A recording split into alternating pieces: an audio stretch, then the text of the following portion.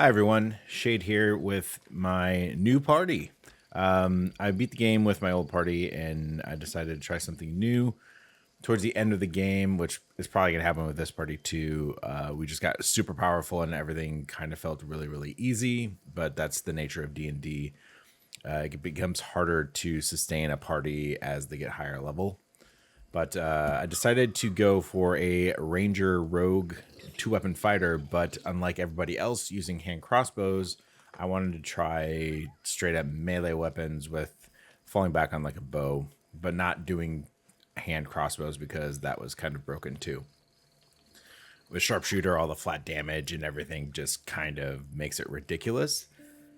With this, so far I've been pretty surprised. I haven't had much trouble. I've gotten through all of Act 1, including the Creche, killing Nier, getting the Adamantine Forge. I've done all of it with this group. I don't have a cleric. I'm using a druid to heal the party and keep it sustained. I'll go through everybody's build and let you know how this is going. This is up to, I just hit level 7, so this will be up to level 7. Now let's start with my main character. I chose Half-Orc for the extra damage dice that you get on melee criticals and for the Relentless Fortitude, I think it's called, where you can pop back up if your hit points get reduced to 0. The first level class is Ranger. This gives us access to medium armor, shields, martial weapons, simple weapons, everything that we're going to want. For favorite enemy, I chose Ranger Knight because that gives me access to heavy armor, which is great. Just gives me a good armor class, and there's some really great heavy armor pieces in the game. You can go Bounty Hunter if you want. This will give enemies a disadvantage to saving throws against your ensnaring strike. As for Natural Explorer, I chose Wasteland Wanderer Fire because I took the Street Urchin background, which gave me proficiency in Sleight of Hand. This is my utility character.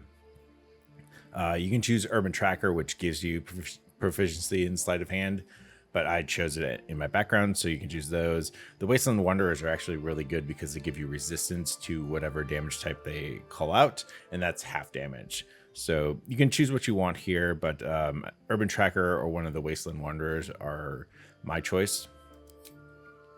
As far as abilities go, I took 17 Dexterity. This is a dex-based two-weapon fighter because it benefits both your range and finesse weapons. My dex is 17. I'm going to get Ethel's hair and then use my one of my feats to get up to 20. I took 14 Constitution and then a 16 Wisdom to beef up my perception and survival checks. But that 16 Wisdom, if you want something else, you can definitely change it if you wish. Here are my skills. Sleight of Hand and Stealth are from my background. History is from my favorite enemy choice. Then I chose Insight, Perception, and Survival because I have a 16 Wisdom. That just makes those really high. And then Intimidation is because I'm a half-orc. Okay, at level 2, you get to choose 2 spells. I choose Hunter's Mark. And then I actually chose Longstrider because it's a buff that can go all day. It's really easy. I usually use most of my spells for Hunter's Mark anyway, especially at this level. But if you did choose Bounty Hunter, you can grab Ensnaring Strike and Hunter's Mark if you wish. For fighting style, this is the melee 2-weapon. So I'm taking 2-weapon fighting. What this does is when I make an attack with my offhand weapon, I add my ability modifier to the damage of the attack. So this will add my dexterity to the damage on my offhand. At 3rd level, you get to choose a new spell. You can choose whichever spell that you want. I'll just go with Cure Wounds for now. As far as subclasses go, you can choose between Beastmaster, Gloomstalker, or Hunter. Beastmaster gives you an animal companion. Gloomstalker gives you a really awesome first round, as well as Dark Vision and some extra spells. But I'm going Hunter for the Hunter's Prey and Colossus Slayer particularly. This allows me once per turn when I make a weapon attack to do an extra d8 damage if the target is below its hit point maximum. At level 4, you get to choose a feat. I am gonna actually go with Savage Attacker. What this allows us to do is when we make a melee weapon attack, we roll our damage die twice and we use the highest result. So for every melee weapon attack we do, we are basically guaranteeing that we do the most damage that we can in that round as long as we hit. You can choose your extra ability improvement, but I'm going to hold that off until I get 4 levels in Rogue. I think this is more beneficial early on. At level 5, we take our 5th level of Ranger. We get another set of spells. This time we get 2nd level spells if we want. You can choose Spike Growth. You can choose Restoration. You can choose Pass Without Trace. I'll just choose Pass Without Trace. The only issue I have with that is its concentration, and that takes a slot from your Hunter's Mark. But this can help you sneak around if you really want to. We also get extra attack this round, so now we're able to make 2 attacks. At 6th level, we're going to want to take our 1st level of Rogue. This gives us our sneak attack, both melee and ranged. And then we also get to choose a couple abilities. We'll get to choose our expertise abilities. I suggest sleight of hand and perception.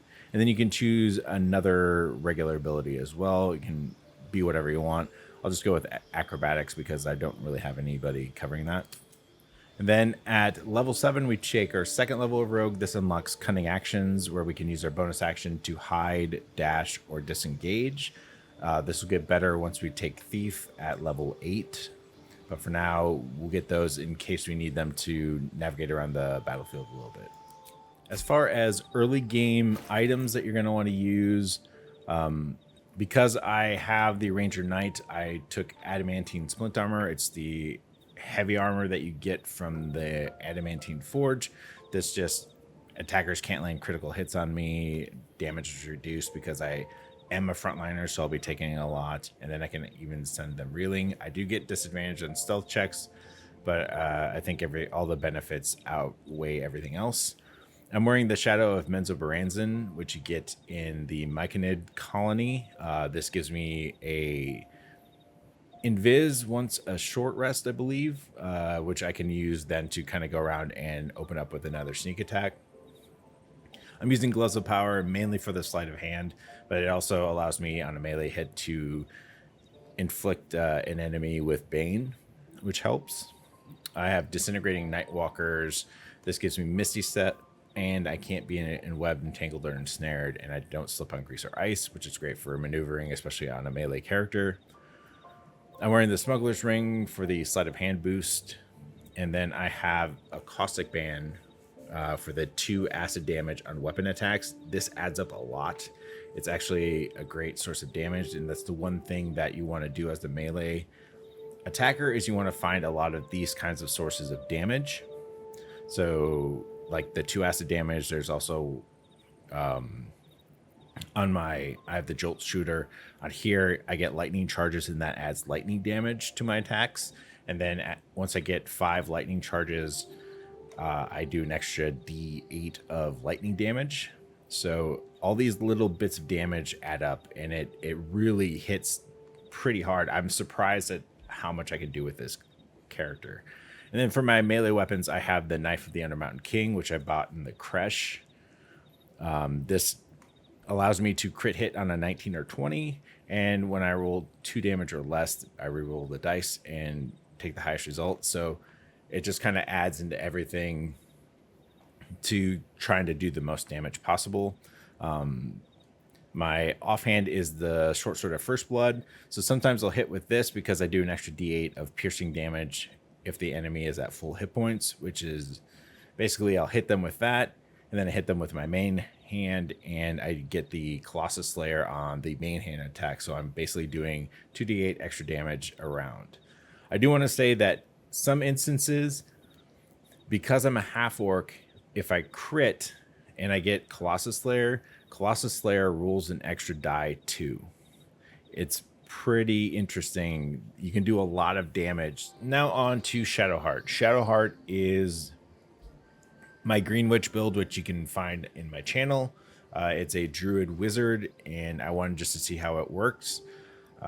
With all my builds, the reason it takes me a little bit longer than some of the other channels is I play on Tactician, and I don't want to post a build if I can't make it work on Tactician. So that's why it takes me a little bit of time to get a build up, because I want to make sure that it actually works on Tactician. So Shadowheart, she is my druid, she is my support, In some of the clips, you might see her as another class. I made this switch recently because of an item on Lae'zel that I'll show you here in a little bit. But first level is Druid.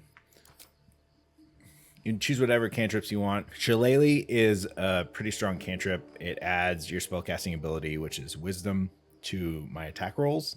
As far as ability points go, Wisdom at 16, Dex at 16, Constitution at 14, and then the other 4 points you can put wherever you want. I threw them into Strength. And as far as my skills go, Religion and Insight are her backgrounds, and then I just chose Arcana and Animal Handling. At level 2, Druids get to choose their subclass. I am going Circle of Spores here. This gives me the Symbiotic Entity ability, which allows me to get temporary hit points, and then while I have those temporary hit points, I'm able to do an extra 1d6 of necrotic damage with a weapon attack, and then I can cast my Halo of Spores reactionary ability and do double damage with that. I also get the cantrip Bone Chill, which prevents a target from healing, and any undead target receives disadvantage on attack rolls. Healing Word, Speak with Animals, Ice Knife, Fairy Fire, and I already have that, and Jump. Those are good, but choose whatever you want. I usually try to choose one damage spell and then the rest utility, because mostly at these levels, you'll be doing a lot of melee damage. At level 3, we get second level spells. Some good ones to note are Moonbeam. This, you cast down Moon. It does 2d10 damage, and then every round after you cast it, you can move it as an action, which is helpful. It does it in a small AoE, so you can, if you can get the monsters kind of grouped up, you can do multiple damage to multiple monsters. Gust of Wind is pretty good. You summon a wind, and it can push back clouds or creatures, so it's good for those poison clouds. And then the unsung hero of this run so far is Spike Growth. You throw it out into a wide AoE, and then if enemies have to walk, they have to walk through this. And every meter and a half, they take 2d4 piercing. It's insane. You just watch tons of enemies just kill themselves just trying to get to you. At level 4, we'll take another level of Druid. You can choose your cantrips. I'll choose Guidance because Guidance is a great cantrip to use. And as far as feats go, I'm going to take Warcaster. Druid has a lot of concentration spells. Spike Growth, Moonbeam are all concentration spells at this level. So getting this gives us a big advantage because you get an advantage on concentration checks. And then as a reaction, you can also cast Shock and Grasp if you want. But take that, and the other feat that we get is going to be an ability improvement to raise our wisdom. At level 5, this is when I veer off from my previous build and I choose Wizard. The reason I choose Wizard is we now have level 3 spells available to us, so your fireballs, your haste, things like that. And with one level of Wizard, we can scribe scrolls, and that includes up to our casting level of spells. So because we've taken all casting levels, our overall caster level is level 3. So I can, even though I only have one level of Wizard, I can scribe level 3 spells and cast them. You can choose whatever cantrips you want. The yellow boxes are ones that you've already chosen, so don't choose those a second time because you can't have 2 instances of the same spell, but choose what you want. As far as spells go, I choose a lot of utility here. I choose Magic Missile just because it's a great spell. It always hits unless they have shield. Shield spell is really good too. It's a reaction. It raises your armor class by 5. So a lot of times it'll pop up and you can use it and not be hit. It also blocks you from magic missiles, even though I haven't encountered them casting magic missile a lot. Featherfall is really good because it's a ritual spell and allows you to, fall long distances and not take any damage. So get that, because as a wizard and a druid, you can freely swap out spells. As long as you're not in combat, you can just change spells to whatever you want. I'd also choose Grease here, Sleep, and then, whatever you want. As a wizard, you can scribe whatever spells you really, really need. At level 6, we're going to go back to Druid and take our 5th level here. That unlocks level 3 spells for Druid. Notable ones are Call Lightning and Daylight. Call Lightning is great. It's a concentration spell, but you cast it and then you can drop lightning bolts each round on a mob. It hits pretty hard. It's really good. And then Daylight is great against undead because you create daylight and it makes it sunlight, and some undead take extra damage because of it. So it's situational, but it's really good.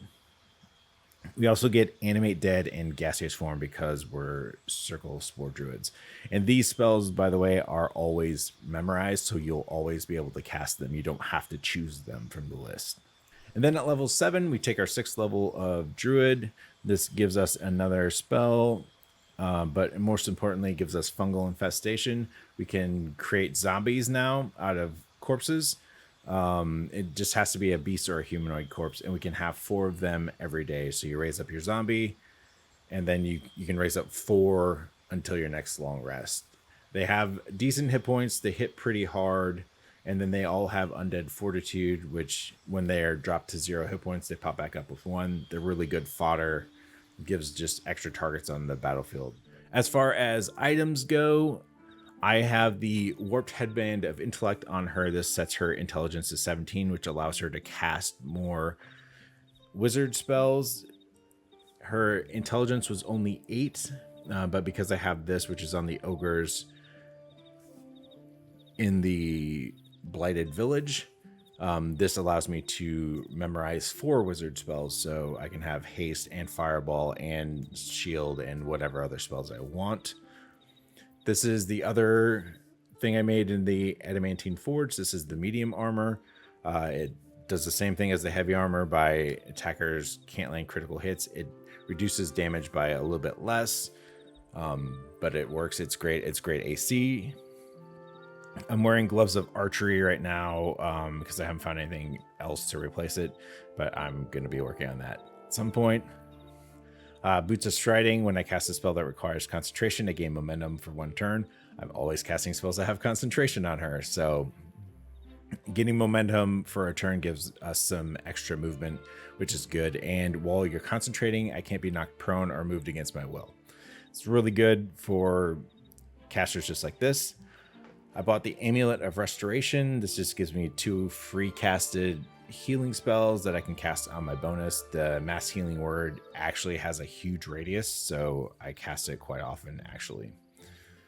Then she has the Strange Conduit Ring, which while concentrating on a spell, the wearer's weapon attacks deal an extra d4 psychic damage. So when I'm concentrating on a spell, say Spike Growth, and I do a melee attack, I'm doing the weapon damage, any bonuses on the weapon, 1d6 necrotic because of my entity, and then 1d4 psychic damage because I'm concentrating on a spell. It really adds up. And then I have the Ring of Salving. I restore an additional 2 hit points every time I heal another creature. Just great for healers to have. I have Herald as my ranged weapon, which is it's a ranged weapon that I could use. I guess I'm not even proficient with it, but it was just something that I had on another character. Like I said, I just kind of swapped her, so I'm still trying to suss out everything.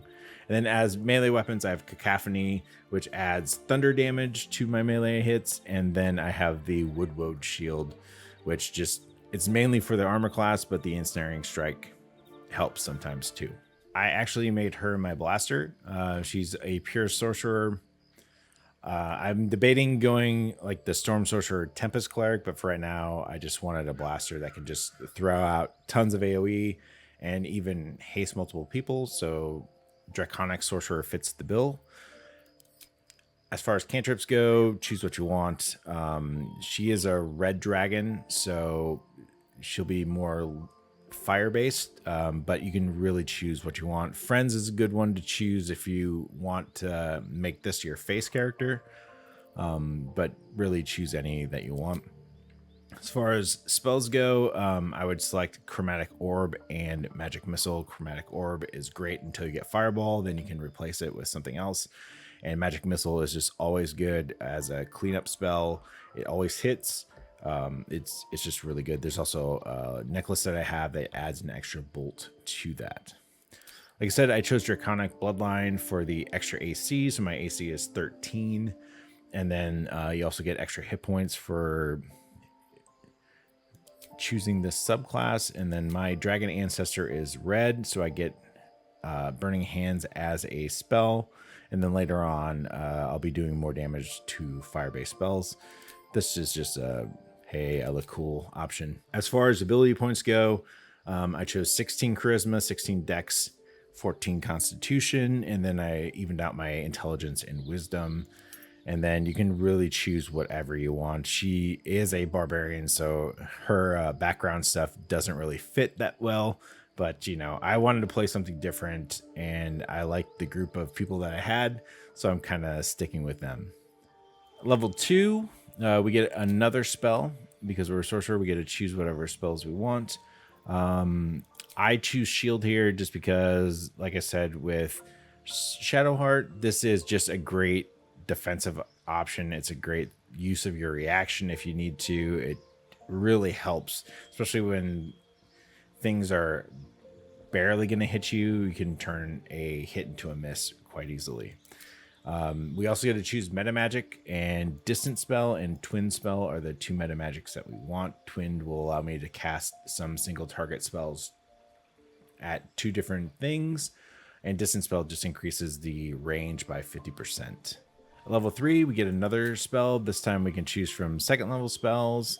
My choices would be Scorching Ray, Mirror Image, and Misty Step. Those are some of my favorite ones. Cloud of Daggers is really good too. It just is a stationary AoE that sits there. This is a great single target spell. This is a great escape. And then this is just great overall AC because it increases your AC by 9. I'm going to choose Misty Step because this is really good because this allows you to teleport away without taking any attacks of opportunity. We also get another meta magic, and Quickened is exactly what we want. This allows us to cast a spell as a bonus action for 3 points. Get it, use it all the time. It's great. It sets up a really good burst round. At level 4, we get another cantrip. I'll just choose Friends here. I didn't choose that before. And then we get another spell. I'll go with Mirror Image, and then we also get a feat. Now here is where we're going to go either ability improvement or, as I said before, we'll go with Warcaster. At level 5, we get Haste, which is a concentration spell, and she is the one that I cast Haste on a lot because she can twin it, so she can hit 2 people with it. So going Warcaster really helps with that because she is a target a lot of the times, and having the advantage on saving throws with concentration really, really helps. But if you really want to do extra damage because of some of her things, you can go with ability improvement over that. It's really up to you. All right, at level 5, we get our 3rd level spells. So the best spells here are obviously Fireball and Haste. Counterspell is really good. Lightning Bolt can be good too if you want to use it. Even Stinking Cloud has its uses, and Slow is actually really good because you get to choose 6 enemies and they basically can only do one thing around if they fail their save. This is a concentration, so you have to make a choice if you want to slow the enemy or if you want to haste your guys. But it gives you a good option in case you really want to do this. I'm going to go with the tried and true Fireball. And then I'm actually going to replace, like I said, Chromatic Orb kind of falls out once you get Fireball, and I'm going to replace it with Haste because Haste is just, it's awesome. At level 6, we get another spell. We also get some subclass features. We get Elemental Affinity damage. We basically get to add our Charisma modifier to damage. This is what I meant by earlier. If you choose your ability score adjustment, you'll be able to add 4 to it instead of 3. And then we can also get the ability to add resistance to the type of damage that we're casting if we spend a sorcery point. But usually your sorcery points will be spent on quickening spells and twinning spells for the most part. And as far as spells go, the one I haven't chosen is Counterspell. I like to actually have that around this level because you start running into a lot of enemy casters, and having that as a reaction is good because it'll give you a choice if you want to stop them from like slowing your team or something. And at level 7, we get 4th level spells. There are quite a few good ones here as well. There is Blight, which is a great single target spell. You do 88 necrotic, but some mobs don't take necrotic damage, so you run into those, this becomes useless. Wall of Fire is great. It allows you to create a wall of fire and do some damage, but the enemies move in, take damage. If they're standing there at the start of their turn, they take damage. They can move in and out, and they'll take damage. Ice Storm is a great AoE spell. It also prones enemies, so it's really good to use. Druids get this spell as well. Polymorph is a great spell. You can target a big bad enemy, turn them into a sheep, and as long as you don't hit the sheep, they are effectively out of the game until you kill the sheep. Then they're back in whatever hit point numbers they had. And then Greater Invisibility is good too, because attacks against whoever you cast this on have disadvantage, and attacks by the person that has this have advantage. So it's a good kind of utility spell if you have a couple characters that kind of run in and out. I am going to choose Wall of Fire because I am a red dragon. Okay, as far as items go, she doesn't have much. Not yet. Her stuff kind of comes in about Act 2. But for armor, she has the Graceful Cloth, which I got off the lady who wants the Gith eggs. This gives her 2 more dexterity, so it increases her AC by 1, her initiative by 1. This also gives me a bonus to dex saving throws and increases my jump distance by 1.5 meters, which is pretty good.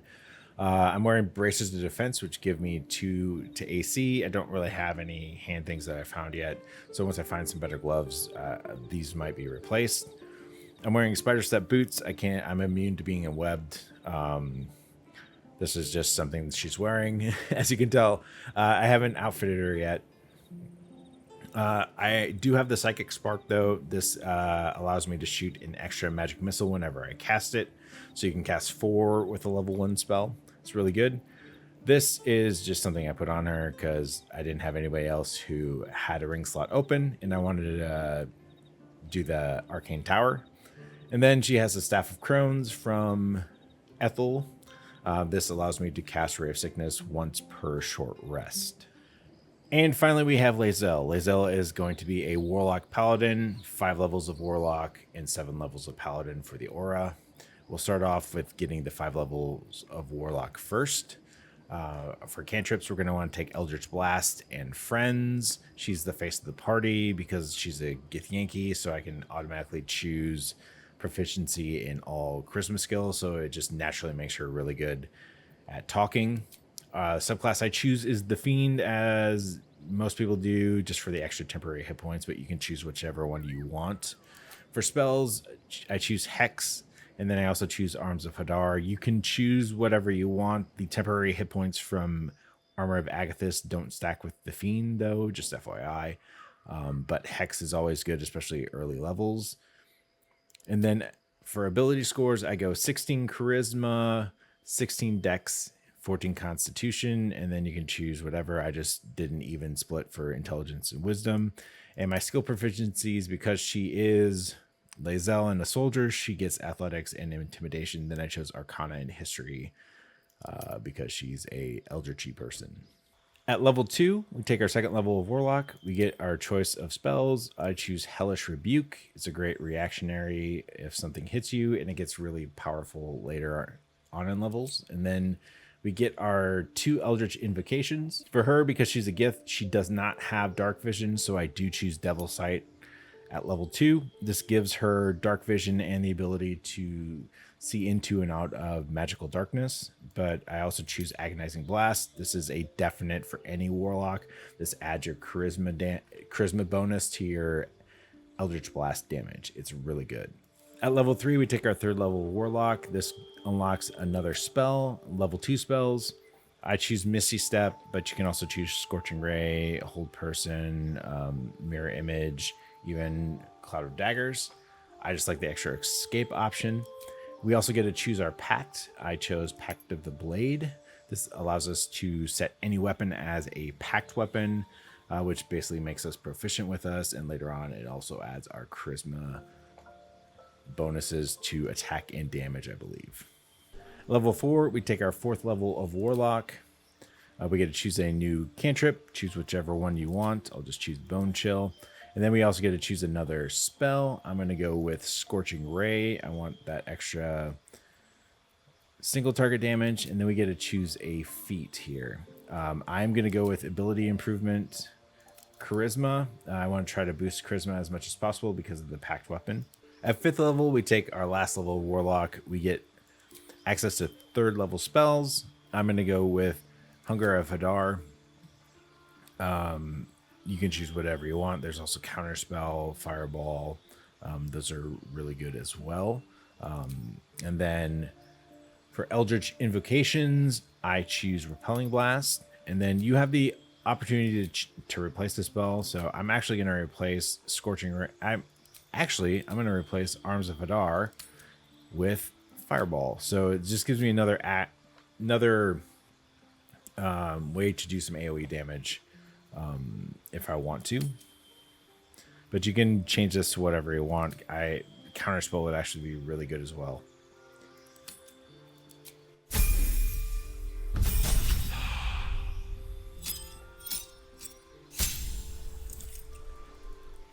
At level 6, we take our first level of Paladin. With the first level of Paladin, we do get to choose our subclass right off the bat. There's Oath of the Ancients, Oath of Devotion, and Oath of Vengeance. I choose Oath of Vengeance because of the Inquisitor's Might. But Oath of Ancients is pretty good too. This allows you to kind of heal yourself and nearby allies. And all Paladins also get Lay on Hands, and they get Divine Sense, which gives us advantage on attack rolls against Celestials, Fiends, and Undead. I'm going to go with Oath of Vengeance at level 1.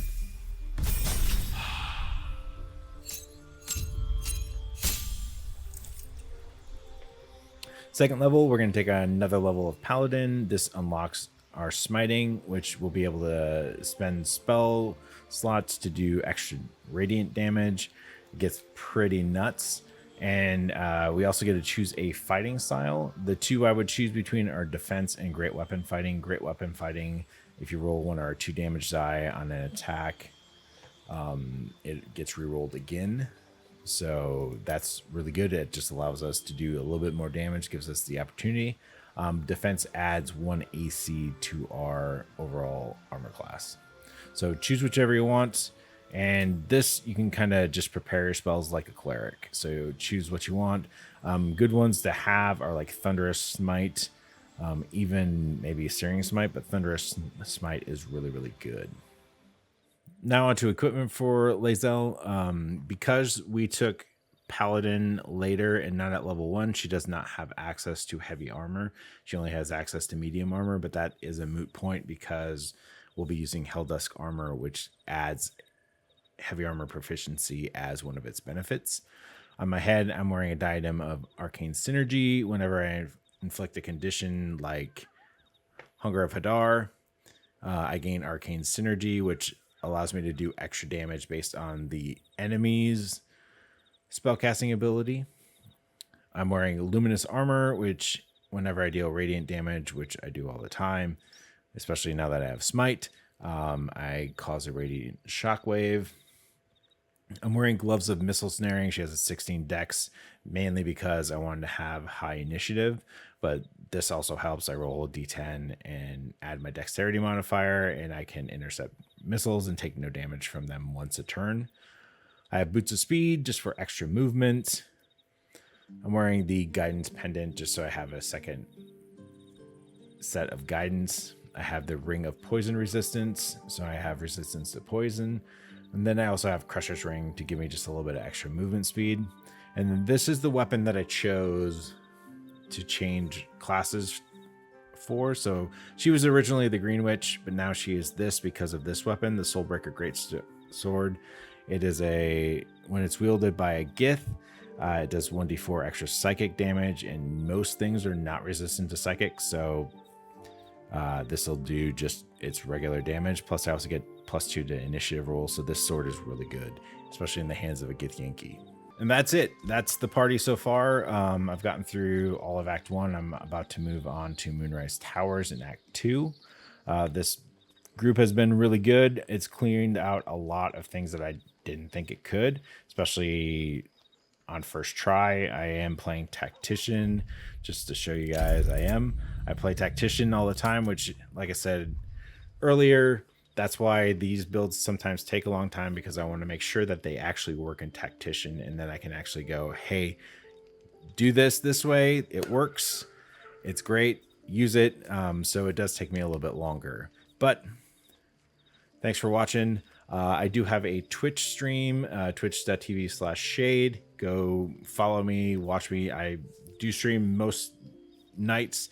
As I said earlier, once Phantom Liberty comes out for Cyberpunk, I will be transitioning over to that for a little while, because I really enjoyed Cyberpunk after all the changes, of course. But I will be playing that quite often, and I'm up for being part of their supporter streamer program, so there are some extra drops that could happen. I haven't been notified if I've been chosen, but that can happen. But also follow me here. I'll be putting my Cyberpunk builds on. I'm going to try to get this to the end so I can at least do a level 12 build of all these guys and show off kind of what they can do. I appreciate everything. I hope you guys have a great rest of your day, and I will catch you later. Thanks.